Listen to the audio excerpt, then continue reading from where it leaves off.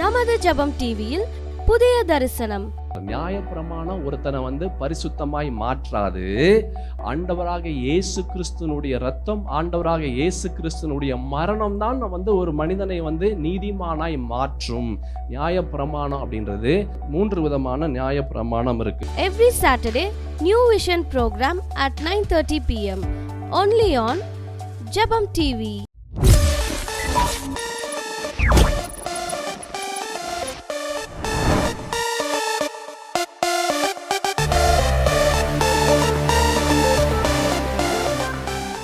எடுத்துக்கொள்வோம் சகரியா தீர்க்கதரிசன புஸ்தகம் 2ஆம் அதிகாரம் 10வது வசனம். சகரியா 2:10. சீயோன் குமாரத்தியே, கெம்பீரித்து பாடு, இதோ நான் உன் நடுவில் வாசம் பண்ணுவேன் என்று கர்த்தர் சொல்லுகிறார். இதோ நான் உன் நடுவிலே வாசம் செய்வேன். I will come and dwell among you. உன் நடுவிலே நான் வாசம் செய்வேன். ஆண்டவர் ஒரு மனிதனுடைய வாழ்க்கையில் இருப்பதற்கும் ஆண்டவர் இல்லாமல் இருப்பதற்கும் நிறைய வித்தியாசம் இருக்குது.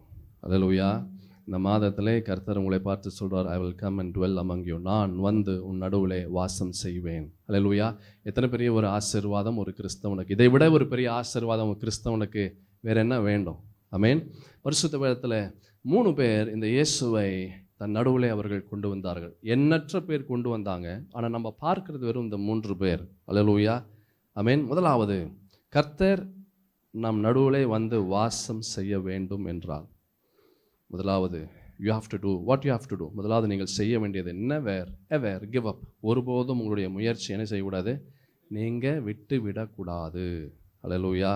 மார்க் எழுதின சுவிசேஷத்தில் கடந்த வாரத்தில் ஒரு காரியத்தை பார்த்தோம். 10ஆம் அதிகாரம் 46ஆம் வசனத்திலிருந்து 52ஆம் வசனமுடைய வேகமாக நாம் அதை பார்க்கலாம். பின்பு அவர்கள் எரிகோவுக்கு வந்தார்கள். அவரும் அவருடைய சீஷர்களும் திரளான ஜனங்களும் எரிகோவை விட்டு புறப்படுகிற போது, திமையோன் மகனாகிய பர்த்திமேயு என்கிற ஒரு குருடன் வழி அருகே உட்கார்ந்து பிச்சை கேட்டு கொண்டிருந்தான். அவன் நசரேயனாகிய இயேசு வருகிறார் என்று கேள்விப்பட்டு, இயேசுவே, தாவீதின் குமாரனே, எனக்கு இரங்கும் என்று கூப்பிடத் தொடங்கினான். அவன் பேசாதிருக்கும்படி அநேகர் அவனை அதட்டினார்கள்.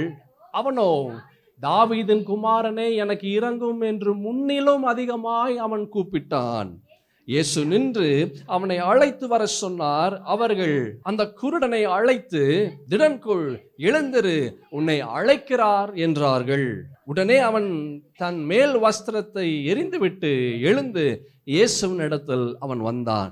இயேசு அவனை நோக்கி, நான் உனக்கு என்ன செய்ய வேண்டும் என்றிருக்கிறாய் என்றார். அதற்கு அந்த குருடன், ஆண்டவரே, நான் பார்வை அடைய வேண்டும் என்றான். இயேசு அவனை நோக்கி, நீ போகலாம், உன் விசுவாசம் உன்னை ரட்சித்தது என்றார். உடனே அவன் பார்வை அடைந்து வழியிலே இயேசுவுக்கு பின் சென்றான். இங்கே நம்ம பார்த்தோம், இந்த பர்த்திமேயு அப்படின்னா என்ன சொன்னேன்? Son of honour, son of கணத்திற்குரிய மகன் என்று அர்த்தம். இந்த Bartimaeus, he was blind, he was beggar, he has to be dependent. அவன் குருடனாக, பிச்சைக்காரனாக, மூன்றாவது அவன் யாரையாவது சார்ந்திருக்கக்கூடிய ஒரு நிலையாக அவனுடைய நிலை இருந்தது. 3 kinds. முதலாவது he was blind, அவன் குருடன். 2வது அவன் பிச்சைக்காரனாக இருந்தான். 3வது யாரையாவது ஒருவரை எப்பொழுதுமே சார்ந்து இருக்கக்கூடிய நிலை அவனுடைய நிலையாக இருந்தது. இப்படிப்பட்ட நிலையிலிருந்து எப்படி அவனுடைய நிலை அப்படியே நேர் மாதிரியாக எப்படி மாறினது, அதுதான் நம்ம பார்க்க போகிறோம். ஏற்கனவே பார்த்தோம் எப்படி மாறினது. he recognized who this Jesus was. இந்த இயேசு யார் என்று அவன் தெரிந்திருந்தான். அல்லேலூயா. இயேசு யார் என்று ஒரு கிறிஸ்தவன் தெரிந்திருந்தா அந்த கிறிஸ்தவனுடைய வாழ்க்கையில பெரிய காரியங்களை செய்ய முடியும். அல்லேலூயா. 2வது, இந்த Bartimaeus, he was blind, he was beggar, he was dependent. அவன் பிச்சைக்காரனாக, குருடனாக, அடுத்தவர்களை சார்ந்து இருக்கக்கூடிய நிலை, இதெல்லாம் எப்படி மாறினது? அடுத்தது B, he recognized the people around. முதலாவது என்ன பார்த்தோம்? he recognized who Jesus was. இயேசு யார் என்று அவன் தெரிந்திருந்தான். 2வது B, he recognized the people around. ஜனங்கள் யார் என்றும் அவன் தெரிந்திருந்தான். அல்லேலூயா. சுற்றி இருந்த ஜனங்கள் யார் என்று அவன் தெரிந்திருந்தான். This is very important. உன்னை சுற்றி யார் இருக்கிறா? உன்னை சுற்றி எப்படிப்பட்ட நபர்கள் இருக்கிறாங்க, அவர்கள் யார் என்று நீங்கள் தெரிந்திருந்தா உங்களுடைய வாழ்க்கையில் பெரிய காரியங்களை உங்களால் கொண்டு வர முடியும், உங்களால் செய்ய முடியும். அல்லேலூயா. உங்களோடு இருக்கிறவர்கள் உங்களை இயேசுவினிடத்தில் கொண்டு போகிறார்களா, அல்லது தடையாக இயேசுவினிடத்தில் போகக்கூடாத அளவிற்கு தடையாக இருக்கிறார்களா? அதே இந்த மார்க் எழுதின சுவிசேஷம் 10ஆம் அதிகாரத்தில் 47, 48 வசனங்களை பார்க்கலாம். அவன் நசரேயனாகிய இயேசு வருகிறார் என்று கேள்விப்பட்டு, இயேசுவே தாவீதின் குமாரனே எனக்கு இரங்கும் என்று கூப்பிடத் தொடங்கினான். அவன் பேசாதிருக்கும்படி அநேகர் அவனை அதட்டினார்கள். அவனோ தாவீதின் குமாரனே எனக்கு இரங்கும் என்று முன்னிலும் அதிகமாய் அவன் கூப்பிட்டான். லிசன், இயேசு உங்க நடுவில் வந்து வாசம் செய்ய வேண்டும் என்றால் the thing which you have to know is very important. உங்களை சுற்றி இருக்கிறவர்கள் யார் என்று உங்களுக்கு முதலாவது தெரிந்திருக்கணும். அல்லேலூயா. உங்களை சுற்றி இருக்கிறவர்கள் கர்த்தருடைய பிள்ளைகளாக இருந்தால் உங்களுடைய வாழ்க்கை ரொம்ப ஆசீர்வாதமாக இருக்கும். உங்கள் வாழ்க்கை ரொம்ப ஆசீர்வாதமாக இருக்கும். உங்களை சுற்றி யார் இருக்கா என்று பாருங்கள். அவர்கள் எப்படிப்பட்டவர்கள் என்று பாருங்கள். கர்த்தருடைய சுவாபம் உடையவர்களாக, கிறிஸ்துவை பிரதிபலிக்கக்கூடியவர்களாக இருந்தால் your life is a path of victory. உங்களுடைய பாதை வெற்றியின் பாதையாக அமைந்துவிடும். அல்லது உங்களுடைய சுற்றி இருக்கிறவர்கள் இயேசுவுக்கு விரோதமாய் காரியங்களை செய்யக்கூடியவர்களாக இருக்குமானால் உங்களுடைய வாழ்க்கையின் பாதை ரொம்ப மோசமாக இருக்கும். அல்லேலூயா. ஆமென். கலாத்தியர்கள் எழுதின நிருபம் 2ஆம் அதிகாரம் 11ஆம் வசனத்திலிருந்து 21ஆம் வசனமுடைய மிக முக்கியமான ஒரு பகுதி. இப்படியுமா இருக்கும் என்று ஆச்சரியப்படுற அளவிற்கு பரிசுத்தத்தின் வேத வார்த்தைகள் இந்த நாளிலே நாம் பார்க்க இருக்கிறோம். வாசிப்போம். கலாத்தியர்கள் எழுதின நிருபம் 2ஆம் அதிகாரம் 11ஆம் வசனத்திலிருந்து 21ஆம் வசனமுடைய. மேலும் பேதுரு அந்தியோகியாவுக்கு வந்தபோது அவன் மேல் குற்றம் சுமந்ததினால் நான் முகமுகமாய் அவனோடு நான் எதிர்த்தேன். யார் சொல்றா? அப்போஸ்தலனாகிய பவுல் அப்போஸ்தலனாகிய பேதுருவை பார்த்து சொல்றார். அல்லேலூயா. எப்படி இருக்கு பாருங்க. அப்போஸ்தலனாகிய பவுல் அப்போஸ்தலனாகிய பேதுருவை பார்த்து சொல்றார். இந்த பேதுரு யாரு? ஆண்டவருடைய சீஷன். He was there for 3.5 years. 3.5 வருட காலம் ஆண்டவராக இயேசு கூடவே இருந்தார். இயேசு கூடவே அவர் சாப்பிட்டார். எல்லா அற்புதங்களையும் அடையாளங்களையும் கண்கூடாக அவர் பார்த்தார். நம்ம பரிசுத்த வேதத்துல தான் நம்ம பார்க்கிறோம். ஆனா பேதுரு நேரா டைரக்டா அவர் பார்த்தார். இன்னும் சொல்ல போனா இயேசு செய்த அற்புதங்களை போலவே பேதுருவும் எல்லாம் செய்தார். இன்னும் சொல்ல போனா இயேசுவை விட இன்னும் அதிகமாக இயேசு உயிர்த்தெழுந்த பிற்பாடு பேதுருனுடைய நிழல் பட்டு எல்லா அசுத்த ஆவிகளும், எல்லா விதமான பேய்களும், எல்லா விதமான வியாதிகளும் நீங்கினது. So powerful. யாரு? பேதுரு. அந்த பேதுருவை பார்த்து இந்த அப்போஸ்தலனாகிய பவுல் என்ன செய்றாரு? அவரு குற்றத்தை ஒன்று காண்பிக்கிறார். என்ன குற்றம் என்று நாம் பார்க்கலாம். எப்படியெனில் யாக்கோபனிடத்திலிருந்து சிலர் வருகிறதற்கு முன்னே அவன் புறஜாதியாருடனே சாப்பிட்டான். அவர்கள் வந்தபோதோ விருத்த சேதனம் உள்ளவர்களுக்கு பயந்து விலகி பிரிந்தான். மற்ற யூதரும் அவனுடனே கூட மாயம் பண்ணினார்கள். அவர்களுடைய மாயத்தினாலே பர்னபாவும் இழுப்புண்டான்.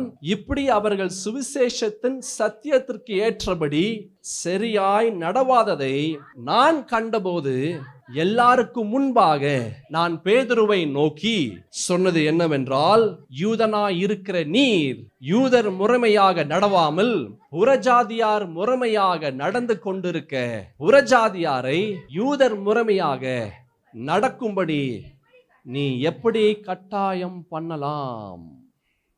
இங்க ஒரு விஷயம் நடக்குது. அல்லேலூயா.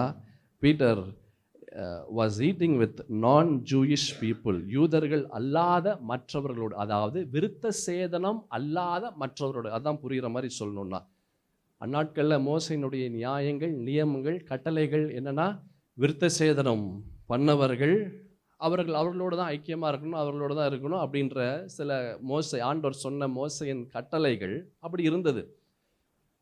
இப்போ இந்த பேதுரு என்ன செய்கிறாரு, அவர் எல்லா ஜனங்களோடையும் உட்கார்ந்து அவர் வந்து ஐக்கியமாக பேசி அவர்களோடு சந்தோஷமாக இருந்து சாப்பிட்டு கொண்டு இருக்கிறார்.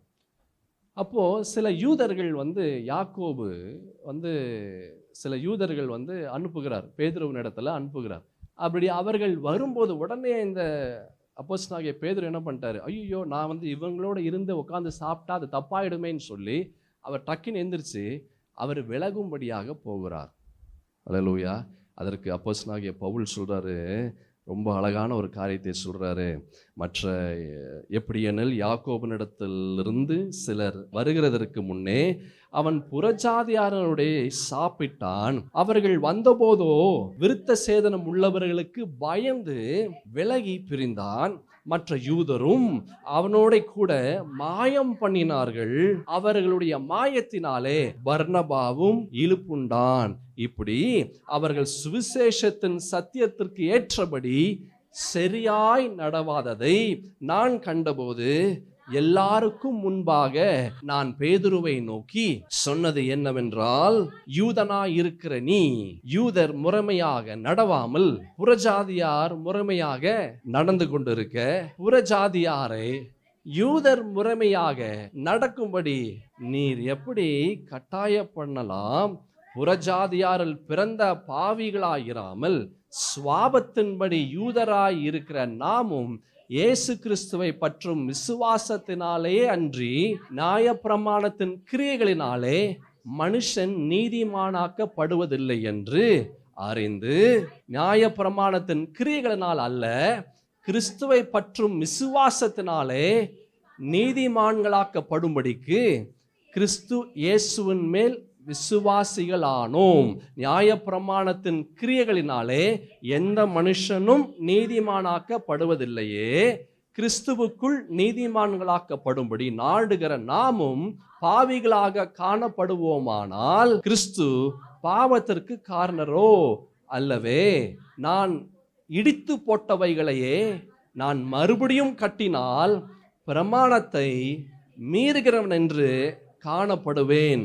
தேவனுக்கென்று பிழைக்கும்படி நான் நியாயப்பிரமாணத்தினாலே நியாயப்பிரமாணத்திற்கு நான் மரித்தேன். ஒரு அழகான ஒரு விஷயம் சொல்வார். நியாயப்பிரமாணம் ஒருத்தனை வந்து பரிசுத்தமாய் மாற்றாது. ஆண்டவராக இயேசு கிறிஸ்துனுடைய ரத்தம், ஆண்டவராக இயேசு கிறிஸ்துனுடைய மரணம் தான் வந்து ஒரு மனிதனை வந்து நீதிமானாய் மாற்றும். நியாயப்பிரமாணம் அப்படின்றது மோசே வந்து இஸ்ரவேல் ஜனங்களிடத்துல சொன்னது. 3 விதமான நியாயப்பிரமாணம் இருக்கு. ஒன்று மாரல் லா, ரெண்டாவது சிவில் லா, மூன்றாவது செரிமோனியல் லா. 3 விதமான லா. பரிசுத்த வேதத்தில் நீங்கள் பார்த்தீங்கன்னா 613 நியாயப்பிரமாணங்கள் உண்டு. 613 நியாயப்பிரமாணங்கள் உண்டு.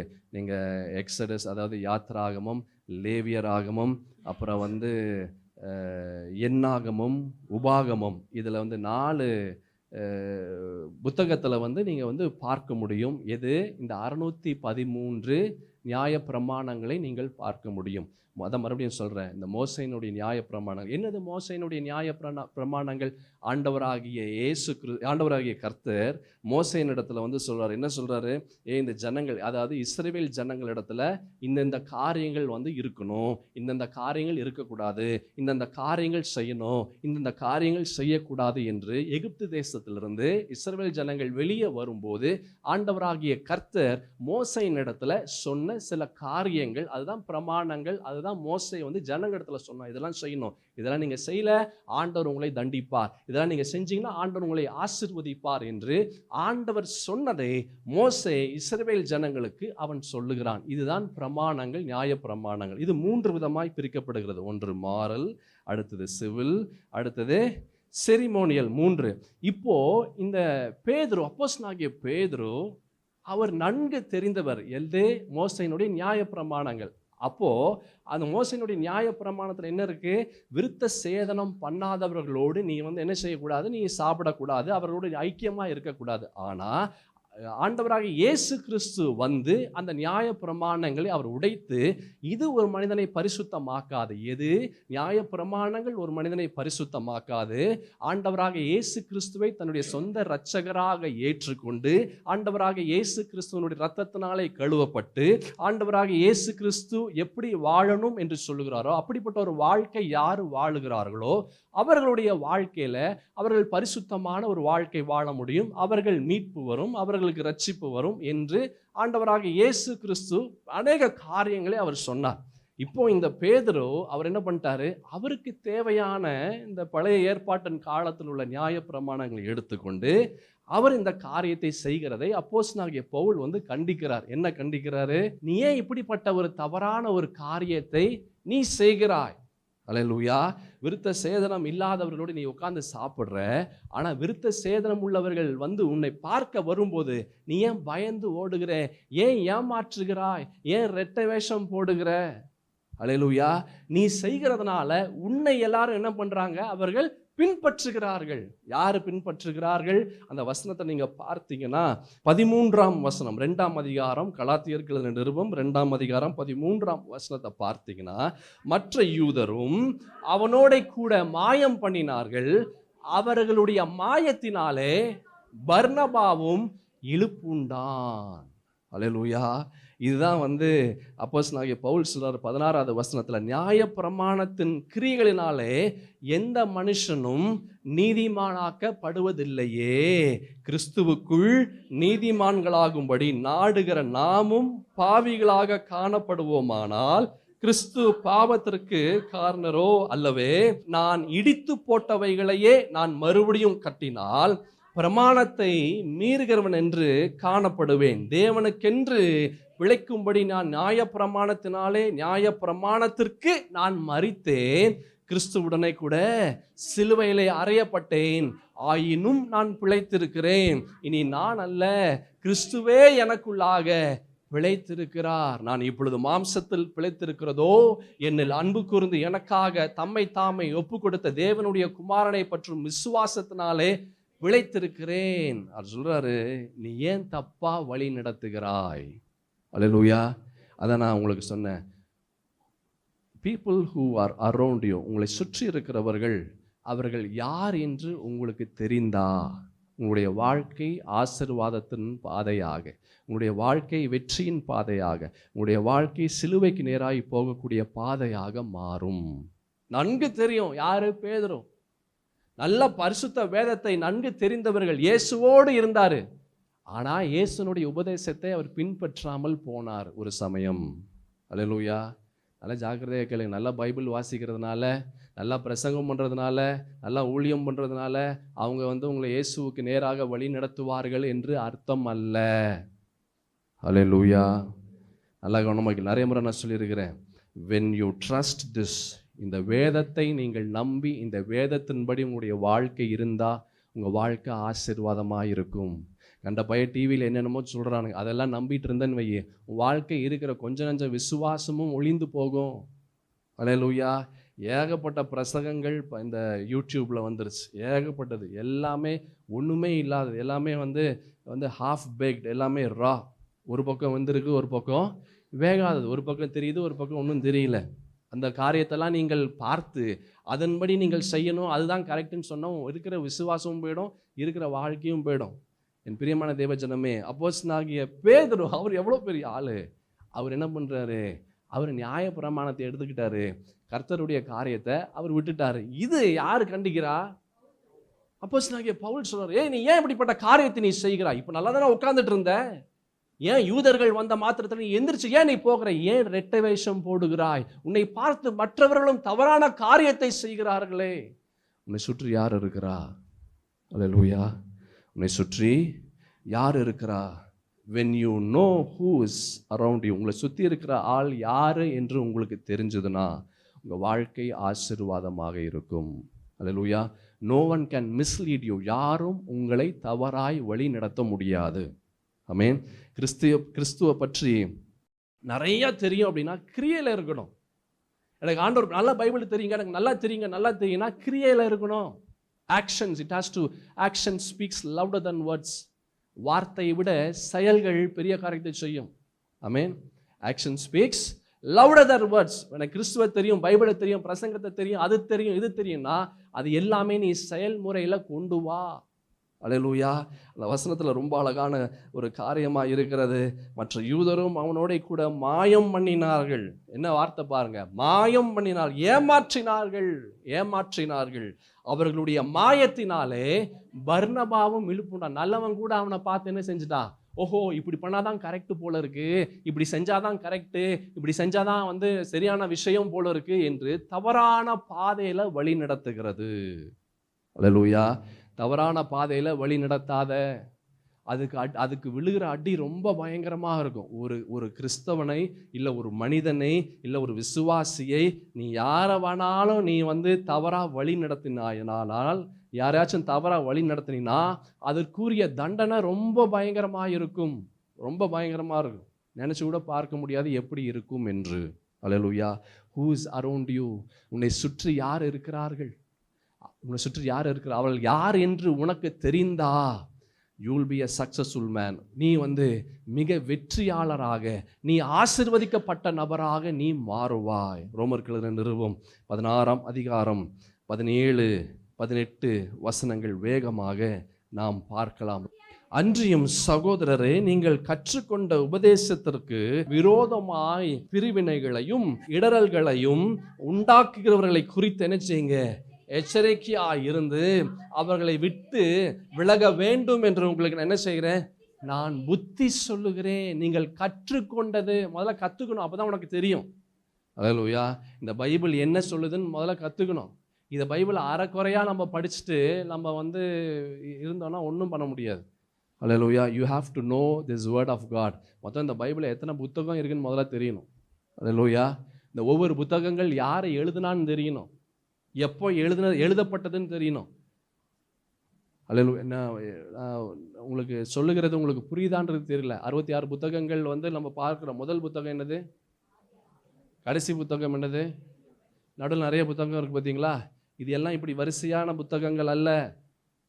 அல்லேலூயா. இது வரிசையான புத்தகங்கள் அல்ல. இதெல்லாமே வந்து ஜம்பிள்டாக இருக்குது. நிறைய முன்னாடி பின்னாடி வந்திருக்கு. அதனால தான் சிலதெல்லாம் நீங்கள் படிக்கும்போது ஒன்றும் புரியாது. என்னடா இப்படி இருக்குது அப்படி இருக்குன்னு. இதெல்லாம் நாங்கள் பைபிள் ஸ்டடியில் நிறையா பார்க்குறோம். எந்தெந்த புத்தகங்கள் எப்போ எழுதுனது, டேபிள்ஸ் க்ளீனாக யாரெல்லாம் என்னென்ன எழுதுனாங்க, எத்தனை. இப்போ சங்கீதத்தை பார்த்தீங்கன்னா தாவீது எழுதுனதே கிடையாது. தாவீது எழுதுனது ரொம்ப கம்மி தான். ஆனால் மற்றவர்கள் எழுதுனது நிறையா இருக்குது. அல்லேலூயா. அதே மாதிரி பரிசுத்த வேதத்தில் அநேக காரியங்கள், அநேக புத்தகங்கள் அப்படி தான் இருக்கும். அது நல்லா கற்றுக்கணும். நல்லா கற்றுக்கிட்டா, நல்லா தெரிஞ்சுக்கிட்டா இந்த காரியங்கள் பெரிய காரியங்களை நம்மளுடைய வாழ்க்கையில செய்யும்.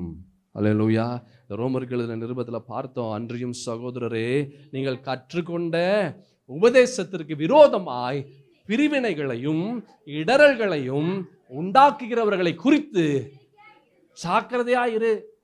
இந்த பைபிளுக்கு விரோதமாய் பேசக்கூடியவர்களை பார்த்து நீ ஜாக்கிரதையாயிரு, எச்சரிக்கையாயிரு. அவர்களை விட்டு விலக வேண்டும் என்று உங்களுக்கு புத்தி சொல்லுகிறேன். நல்லா கவனமாக கேளுங்க. அப்போஸ்தலனாகிய பவுல் அவர் இயேசுவை வந்து பார்க்கல. நல்லா கவனமாக கேளுங்க. அவர் இயேசுவை பார்க்கல, இயேசுவோடு அவர் சாப்பிடல, இயேசுவோடு ஊழியம் பண்ணலை, இயேசுவோடு அற்புதங்களையும் அடையாளங்களையும் வந்து அவர் வந்து பார்க்கல. அதுக்குரிய காரியங்கள் எதுவுமே அவருக்கு தெரியாது. இன்னும் சொல்ல போனால் இயேசு வந்து அவர் தலைமலை கையை வச்சு அபிஷேகமும் பண்ணலை. இது எல்லாம் யாருக்கு வந்தது? எல்லாமே பேதுருவுக்கு இருந்தது. அப்படி எல்லாமே பேதுருவுக்கு இருந்தும் என்னாச்சுங்க, பேதுரு என்னங்க பண்ணாரு? தப்பான காரியத்தை அவர் வழி நடத்தினார். அல்லேலூயா. அதற்கு பிற்பாடு தான் அப்போஸ்தலனாகிய பவுல் வந்தார். அல்லேலூயா. முன்னாடி பேதுரு தான் இருந்தார். அதுக்கப்புறம் தான் அப்போஸ்தலனாகிய பவுல் வந்தார். நல்லா கவனமாக கேளுங்க. ஊழியத்தில் நான் சீனியரு, நான் ஜூனியரு என்று ஒன்றும் இல்லை. அல்லேலூயா. ஆண்டவராகிய கர்த்தர் ஒரு ஓமையை சொல்லியிருப்பார். என்ன ஓமை? காலில் இருந்து வேலை செஞ்சுட்டு இருப்பான் ஒருத்தன். அவனுக்கு ஒரு கூலியை கொடுப்பாங்க. அந்த எஜமான் பாதி வழியில் நடுவில் ஒருத்தன் வருவான், அவனுக்கு ஒரு கூலியை கொடுப்பான் அந்த எஜமான். அப்போது அந்த காலையிலேருந்து வேலை செஞ்சவன் வந்து அவன் கேட்பான், என்னங்க இது அநியாயமாக இருக்குது, நான் காலையிலேருந்து வேலை செய்கிறேன், நீங்கள் எனக்கும் ஒரே கூலி கொடுக்குறீங்க, அவன் பாதியில் தான் வந்தான், அவனுக்கும் அதே கூலியை கொடுக்குறீங்க. அப்போ அந்த எஜமான் வந்து சொல்லுவார், இது எந்த இடம்? என்னுடைய இடம், இது என்னுடைய வயல், இது என்னுடைய காசு, நான் யாருக்கு என்ன எப்போ கொடுப்பேன்றது அது முடிவு பண்ணுறது நான். அப்போ சொல்லிட்டு சொல்கிறாரு, அந்த எஜமான்றது நான், அந்த வேலை செய்கிறதெல்லாம் நீங்கள், நான் யாருக்கு எப்போ எதை கொடுப்பேன் அப்படின்றது அது என்னுடைய இஷ்டம். ஹல்லேலூயா. முந்தினோர் பிந்தினோராயும் பிந்தினோர் முந்தினோராயும் இருப்பார்கள். ஹல்லேலூயா. அப்போஸ்தலனாகிய பவுல் பரிசுத்த வேதத்தில் 13+1 14 புத்தகங்கள் வந்து அப்போஸ்தலனாகிய பவுல் எழுதினார். அவர் ஜூனியர், ஆனால் சீனியர் யார்? ஆனால் அவர் எத்தனை எழுதினார்? just 2. ஹல்லேலூயா. ஆண்டவர் யாரை எப்படி பயன்படுத்துவார், you will not know, you will not know. Amen. இந்த சீனியர் அப்போஸ்தலனாகிய பேதுரு சீனியர், அவருக்கு தெரியல, அவர் மாயமான தந்திரமான காரியங்களை அவர் செய்து வந்தார். என்ன செஞ்சார்? மாயமான தந்திரமான காரியங்கள். அவர் சொல்றார், ஏன் இப்படி காரியங்களை செய்கிற? உன்னை பார்த்து அடுத்தவன் என்ன செய்கிறான்? அவன் கெட்டு போகிறான். நியாயப்பிரமாணம் ஒருவனை பரிசுத்தவானாய் மாற்றாது. இயேசு கிறிஸ்துவின் ரத்தம் மாத்திரமே, இயேசு கிறிஸ்துவனுடைய வார்த்தைகள் மாத்திரமே, ஆண்டவராக இயேசு கிறிஸ்து மாத்திரமே ஒருவனை நித்திய ஜீவனுக்குள்ளாக, பரிசுத்தத்திற்கு நேராக, சிலுவைக்கு நேராக, பரலோகத்திற்கு நேராக கொண்டு வரும் என்று சொல்லுகிறார். என் பிரியமான தேவஜனமே, யார் உன் சுற்றி இருக்கிறா? உன் சுற்றி யார் இருக்கிறா? ஜாக்கிரதையாயிரு, ஜாக்கிரதையாயிரு. அவனை பரலோகம் கொண்டு போவானா இல்லை நரகத்துக்கு கொண்டு போவானா உனக்கே தெரியாது, உனக்கே தெரியாது. ஆனால் உனக்கு தெரிஞ்சிருந்ததுன்னா, உன்னை சுற்றி இருக்கிறவர்கள் யார் என்று உனக்கு தெரிந்து கொள்ளக்கூடிய ஒரு நிலையில் உன்னுடைய வாழ்க்கை இருந்ததுன்னா, உன் வாழ்க்கை will be the blessing. ரொம்ப ஆசீர்வாதமான நிலைக்குள்ளாக உன்னுடைய வாழ்க்கை கடந்து வரும். அதான் அப்போஸ்தலனாகிய பவுல் ரோமருக்கு எழுதின நிருபத்தில் 16ஆம் அதிகாரம் 17ஆம் வசனத்தில் அழகான ஒரு காரியத்தை அவர் சொல்லியிருக்கிறார். அன்றியும் சகோதரரே, நீங்கள் கற்றுக்கொண்ட உபதேசத்திற்கு விரோதமாய் பிரிவினைகளையும் இடரல்களையும் உண்டாக்குகிறவர்களை குறித்து நீ ஜாக்கிரதையாயிரு, எச்சரிக்கையாயிரு. You will not know when the devil comes and gives you a trap. எங்க பிசாசு கண்ணிகளை வைப்பான் தெரியாது, யார் மூலமாக வைப்பான் தெரியாது. இந்த பர்னபா நல்லா தான் இருந்தார், ஆனால் அவர் பேதுரு போனதை பார்த்து அவர் என்ன பண்ணிட்டாரு? அவரும் போயிட்டார். இன்று அநேக சபைகளில் அநேக பர்னபாக்கள் இருக்கிறாங்க. முன்னாடி இருக்கிறவன் பண்ணுறதை பார்த்து பின்னாடி இருக்கிறவன் அதே போல் செய்கிறது. அதில் இதுதான் கரெக்டு போல இருக்கு, இப்படியெல்லாம் செஞ்சாதான் ஆசீர்வாதம் வரும் போல இருக்கு. பயந்து விடாதே, உன் வாழ்க்கையை இழந்து விடாதே. உன் வாழ்க்கையில் இருக்கிற நன்மைகளை பிசாசு திருடி விடுவான். ஜாக்கிரதையாயிரு, எச்சரிக்கையாயிரு. நீ கற்றுக்கொண்ட உபதேசத்திற்கு விரோதமாய் பிரிவினைகளையும் இடரல்களையும் உண்டாக்குகிறவர்களை குறித்து நீ என்ன செய்ய? எச்சரிக்கையார். You have to know who is that. அது யார் என்று உனக்கு தெரியணும். அப்போதான் நீ தப்பிக்க முடியும். ஹல்லேலூயா. ஜாக்கிரதையாயிரு. ஆமென். அவர்களை விட்டு என்ன செய்ய? நீ விலக வேண்டும் என்று உங்களுக்கு நான் புத்தி சொல்கிறேன். அப்படிப்பட்டவர்கள் பாருங்க, என்ன ஒரு அழகான ஒரு வார்த்தையை அப்போஸ்தலனாகிய பவுல் சொல்றார். அப்படிப்பட்டவர்கள் நம்முடைய கர்த்தராகிய இயேசு கிறிஸ்துவுக்கு ஊழியம் செய்யாமல் தங்கள் வயிற்றுக்கே ஊழியம் செய்து நய வசனிப்பினாலும் இச்சக பேச்சினாலும் கபடு இல்லாதவர்களுடைய இருதயங்களை வஞ்சிக்கிறவர்களுமாய் இருக்கிறார்கள். Who is around you? உன்னை சுற்றி யார் இருக்கா? ஹல்லேலூயா. Very very dangerous. இந்த பர்த்திமேயை சுற்றி அந்த ஆட்கள் சொல்லுவாங்க, ஏய் நீ வாயை மூடி, நீ சும்மாரு, நீ பேசாம இரு. அதை சுற்றி இருக்கிற மாத்திரம் கரெக்டான ஆளாக இருந்தா அவன் என்ன பண்ணியிருந்திருக்கணும்? என்னங்க பண்ணியிருந்திருக்கணும் சொல்லுங்க? என்ன பண்ணியிருக்கணும்? இயேசுவுக்கு நேராக கூட்டிகிட்டு போயிருக்கணும். அதுதான் பண்ணோம். ஆமென். மாறாக என்ன பண்ணக்கூடாது? ஐயோ பேசாம வேண்டாம், நீ இந்த கூட்டத்துக்கெல்லாம் போகக்கூடாது, நீ இதெல்லாம் செய்யக்கூடாது. இப்படி யார் சொல்லுவா? பிசாசு தான் சொல்லுவோம். இயேசுவை அப்போஸ் பண்ணுறது, வார்த்தையை அப்போஸ் பண்ணுறது எல்லாமே பிசாசு தான். ஹல்லேலூயா. எல்லாமே பிசாசு தான். You will not know which devil is around you. எந்த பிசாசு உன்னை சுற்றி இருக்குன்னு தெரியாது. நீ அது தேவதூதன் நீ நினச்சிட்டு இருப்ப. ஆனால் தேவதூதன் அல்ல, அது தேவதூதனா பிசாசான்னு சொல்லி அடையாளம் கண்டு கொள்ளக்கூடிய அளவிற்கு உனக்கு கிருபை இருந்ததுன்னா you are a great person, நீ சிறந்த மனிதனாக இருப்ப. ஆனால் இன்னும் சில பேர், நிறைய பேர் வந்து அடையாளம் தெரியும், ஆனால் அடையாளம் தெரிஞ்சுமே அவன் கண்டுக்காமல் இருப்பான். அப்படின்னா உனக்கு அடி இன்னும் பயங்கரமாக இருக்கும்.